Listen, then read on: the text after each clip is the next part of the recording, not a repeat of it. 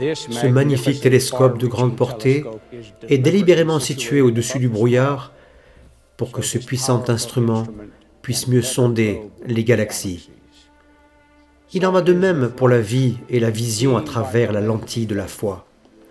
Si nous voulons voir les choses plus clairement, nous devons nous aussi nous élever au-dessus du brouillard profane.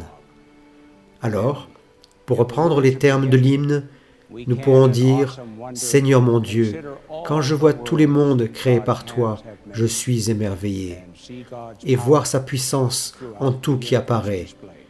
Sans quoi, nous serons empêchés de sonder l'évangile universel de Jésus et de voir les choses telles qu'elles sont véritablement.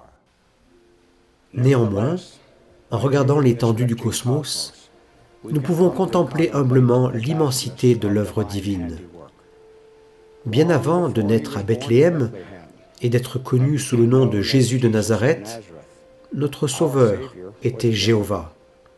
Bien avant cela, sous la direction du Père, le Christ était le Seigneur de l'univers qui a créé des mondes sans nombre, dont le nôtre n'est qu'un seul.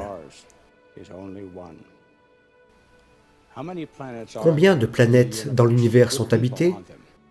Nous ne le savons pas, mais nous ne sommes pas seuls dans l'univers. Dieu n'est pas le Dieu d'une seule planète. Je témoigne que Jésus est vraiment le Seigneur de l'univers, que par le Christ et par lui et de lui, les mondes sont et furent créés, et que leurs habitants en sont des fils et des filles engendrés pour Dieu.